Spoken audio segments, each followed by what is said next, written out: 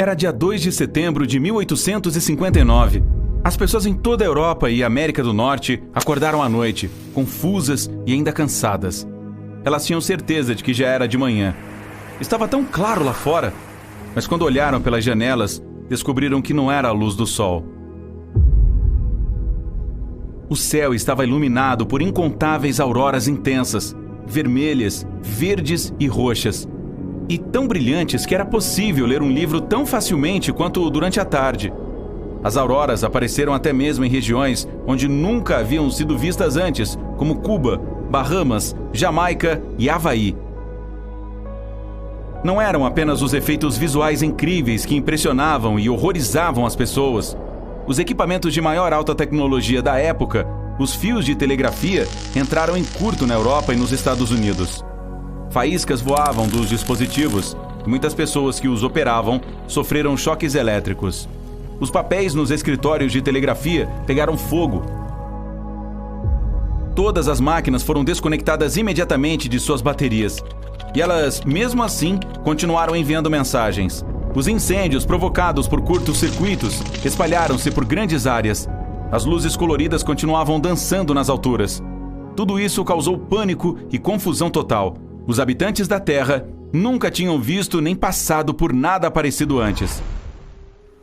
Naquela época, poucas pessoas sabiam que o Sol era o culpado por esse caos. Uma delas era o astrônomo inglês Richard Carrington. Por volta das 11 horas da manhã do dia 1º de setembro, o homem estava parado ao lado do telescópio em seu observatório particular. Ele estava observando as manchas solares na superfície do Sol. De repente, surgiram duas manchas de luz branca intensa. Elas pareciam tão brilhantes quanto a luz solar direta. Naquele momento, o astrônomo não sabia da terrível comoção que essas chamas causariam.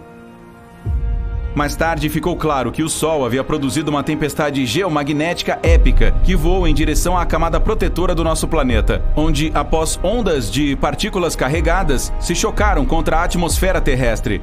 O campo magnético do planeta não era forte o suficiente para detê-las. Ele cedeu e a tempestade atingiu a Terra, causando estragos. Esse fenômeno recebeu o nome de Evento Carrington. Até agora, foi a pior tempestade solar já registrada. Ainda bem que aconteceu quando as pessoas não tinham tecnologias avançadas e não eram tão vulneráveis à fúria geomagnética do Sol.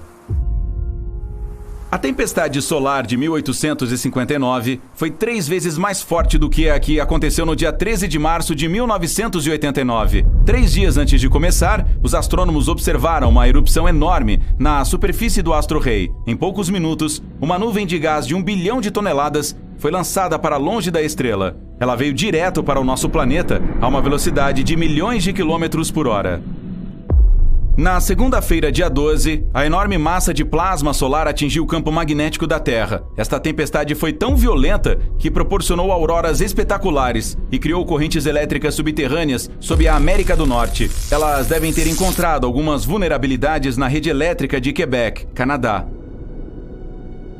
Em menos de 3 minutos, toda a cidade ficou sem energia. Milhões de pessoas ficaram nas ruas escuras como breu, em edifícios sem luz e presas em elevadores. Acordaram com as casas geladas, sem poder preparar o café da manhã. Nas 12 horas seguintes de apagão, empresas, aeroportos e escolas fecharam, assim como o metrô de Montreal.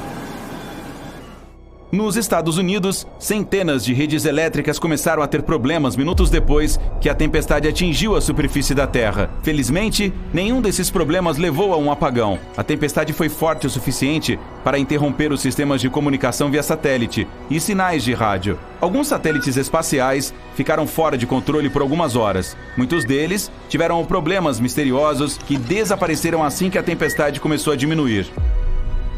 Nenhum jornal mencionou isso, mas em 2012, a Terra escapou por pouco de ser atingida por uma tempestade solar extrema, a mais intensa dos últimos 150 anos.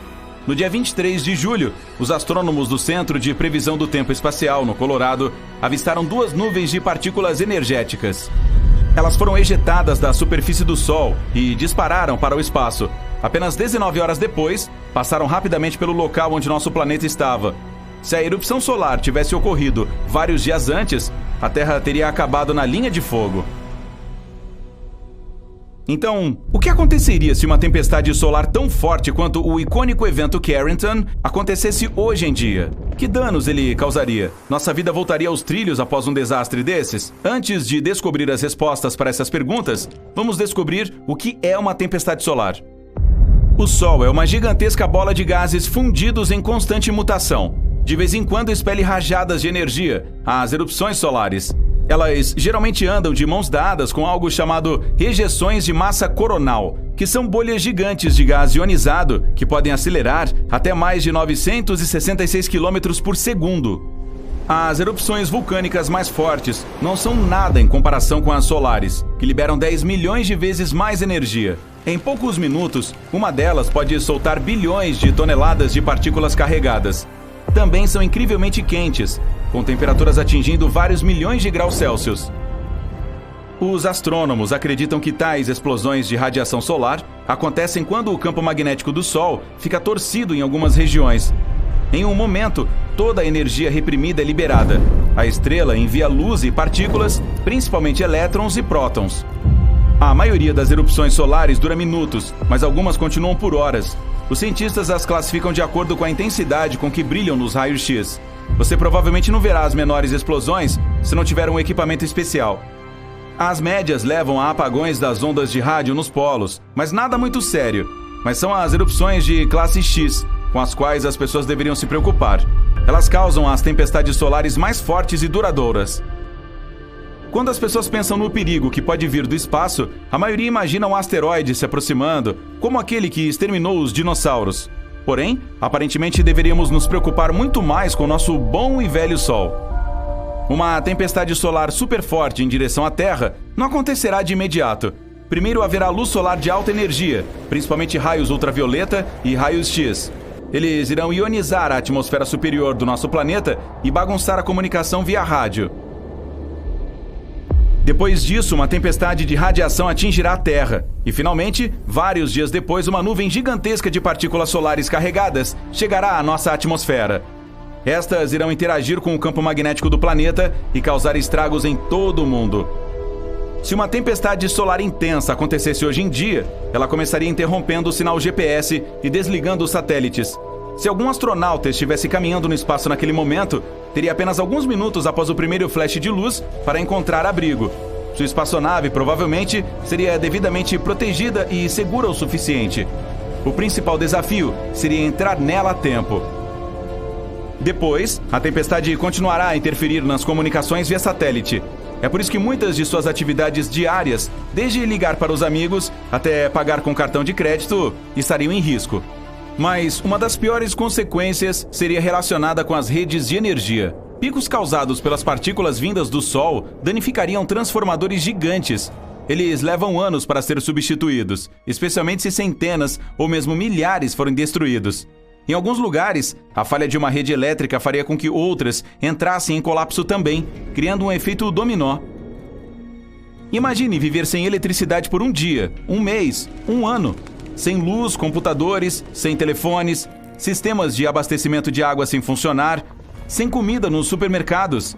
Além disso, sem eletricidade seria quase impossível restabelecer as redes de energia, já fora de operação.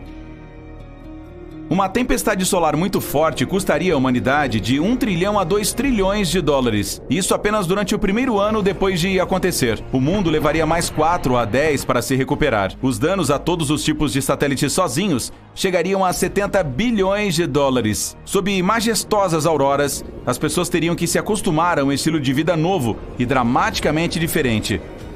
Sem dúvida, teríamos algum tipo de aviso. Equipamentos modernos em todo o mundo no espaço não param de olhar para o Sol nem por um segundo.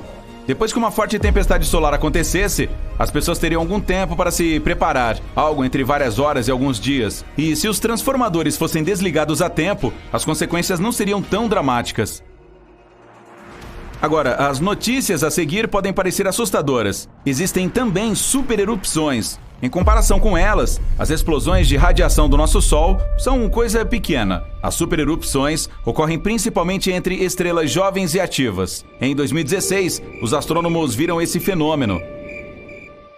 Uma estrela a 1.500 anos-luz de distância da Terra produziu uma erupção que foi 10 bilhões de vezes mais forte do que qualquer uma das que já explodiram do nosso Sol. Isso não significa que estamos seguros aqui na Terra. Até mesmo o nosso Sol, de meia-idade, sabe como produzir supererupções. Mas embora as estrelas jovens possam tê-las uma vez por semana, ou até com mais frequência, para o Sol isso é uma vez a cada alguns milhares de anos. Ainda assim, se as pessoas não descobrirem como proteger o planeta, basta uma supererupção para destruir nossa camada de ozônio e acabar com a vida por aqui.